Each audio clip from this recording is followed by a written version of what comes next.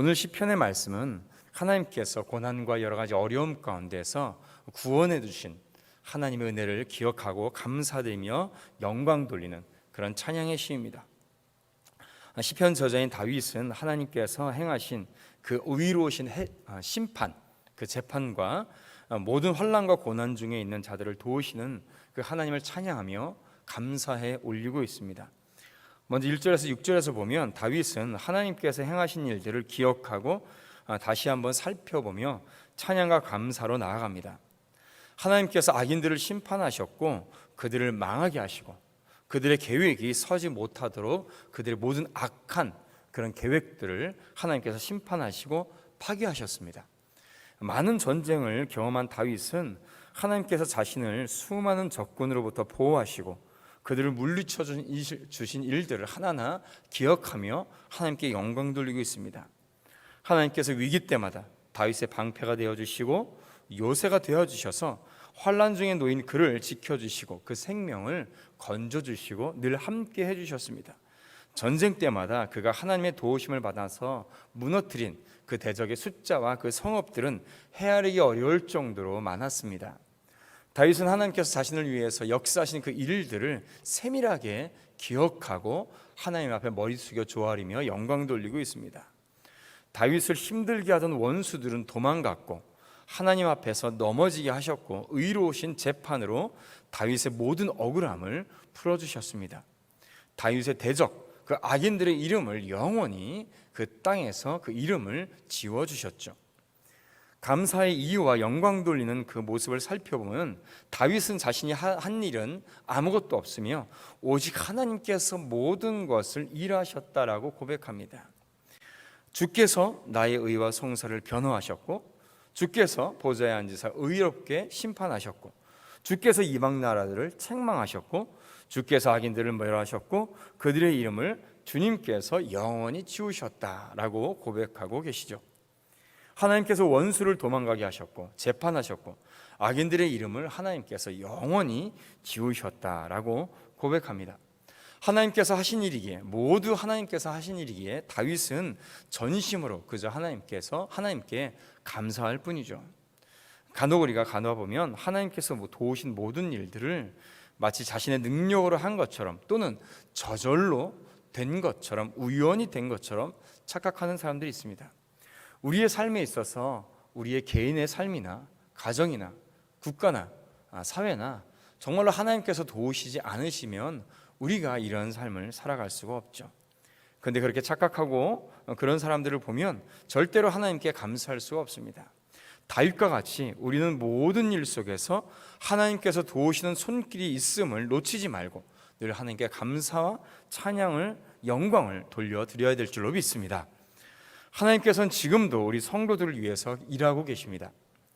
우리 성도들을 원수들로부터 지키시고 돌보시기 위해서 하나님은 졸지도 아니하시고 주무시지도 아니하신다라고 친히 말씀하십니다.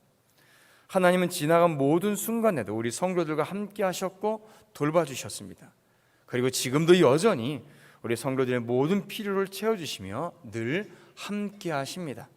그리고 앞으로도 가까운 미래든 영원하고 먼 시간 속에서든 언제나 하나님께서는 우리와 함께 계시고 일하시는 주님이심을 믿습니다. 개인도 가정도 교회도 또 사회와 국가도 그 어떤 영역도 하나님께서 함께 하시고 복 주시지 않으시면 살아갈 수가 없는 존재이십니다. 우리를 위해서 일하시는 신실하신 하나님만을 의지하고 감사와 찬양으로 영광 돌려드리는 우리 성도들 되시기를 축복합니다. 이러한 다윗의 찬양은 의의 재판장이신 하나님을 전적으로 신뢰했기에 나올 수 있는 것이죠. 하나님의 사역은 하나님의 성품을 온전히 반영합니다. 다윗은 전쟁 중에서 악인을 물리치시는 하나님의 도우심 속에서 의로우신 하나님의 성품을 깨닫고 찬양합니다. 8절에 보면 공의로 세계를 심판하시며 정직으로 만민에게 판결을 내리시리로다 말씀하십니다. 하나님만이 영원하시고 의로우신 재판장이시고 그 심판의 기준은 공의고 정직함입니다. 세상의 모든 재판관은 사람이기 때문에 공의와 정직에 근거한 완전한 판결을 내릴 수가 없습니다. 스베친이라고 러시아의 전략 사상가 중에서 가장 중요한 평가를 받고 있는 알렉산더 스베친이라는 사람이 이런 말을 했습니다. 우리는 사람들 자체를 판단하지 않고 우리와 어떤 관계에 있느냐에 따라서 판단한다라는 말을 합니다. 그러니까 그 사람을 판단할 때 공의와 정직함으로 그 사람을 보고 판단하는 것이 아니라 나하고 어떤 관계 속에 있는지에 대해서 판단하는 것이죠. 법에 따라서 판결을 내려야 하는 위치에 있는 사람들조차도, 판사들조차도, 법관들조차도 공의와 정직보다는 자신의 속해 있는 조직 또는 이해관계에 따라서 판결하는 경우가 참으로 간혹 있습니다. 자주 있습니다. 그러나 하나님은 그러지 않으십니다. 오직 하나님만이 공의로우신 분이시며 정직한 재판장이심을 믿습니다. 그렇기 때문에 믿음의 선조들은 하나님께서 이루시는 그 상황 속에서 하나님의 선하심과 인자심, 그리고 그 전능하심과 공의로우심, 의로우심을 바라보면서 그 믿음을 지켜왔던 것입니다. 10절 말씀에 다윗은 고백합니다. 여호와여, 주의 이름을 아는 자는 주를 의지하오리니 이는 주를 찾는 자를 버리지 아니하심이니이다. 공의로운 재판장이신 하나님께서는 우리의 요새시며 방패시며 우리의 산성되심을 믿습니다. 하나님을 찾는 자는 하나님께서 절대로 버리지 아니하십니다. 우리가 주님을 찾으며 기도할 때마다 우리의 요새 되신 하나님께서는 우리의 기도를 외면하지 않으시고 우리의 모든 부르짖음을 들으시고 응답하심을 경험할 수 있는 것입니다.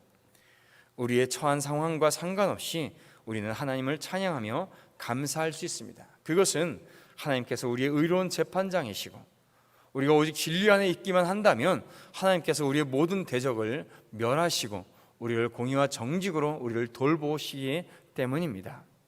사랑하는 성도 여러분, 우리가 이 믿음으로 살아갈 때에 담대히 승리할 수가 있습니다. 오늘도 이 믿음으로 승리하는 하루 되시기를 주님의 이름으로 축원드립니다. 기도하겠습니다. 하나님은 우리의 요새시요 환난 때에 우리를 도우시는 산성이심을 찬양합니다. 우리가 어떤 상황 속에 있을지라도 공의로운 재판장이신 하나님께서 우리를 늘 함께 하시고 그 공의와 정직 속에서 우리를 심판하시고 재판하시고 우리를 지켜주심을 믿습니다. 그러기에 우리 성도들의 어려운 상황 속에서 있을지라도 억울함을 당하지 않도록 하여 주시고 늘 주의 은혜 가운데 지켜주시고 하나님 인도하여 주시옵소서. 기도할 때에 모든 불의가 떠나가게 하시고 우리의 기도에 갑절의 은혜를 더하여 주시고 오늘도 주 안에서 늘 승리하는 우리 복된 성도들 될 수 있도록 주여 인도하여 주시옵소서. 감사드리며 예수님의 이름으로 축복하며 기도드리옵나이다. 아멘.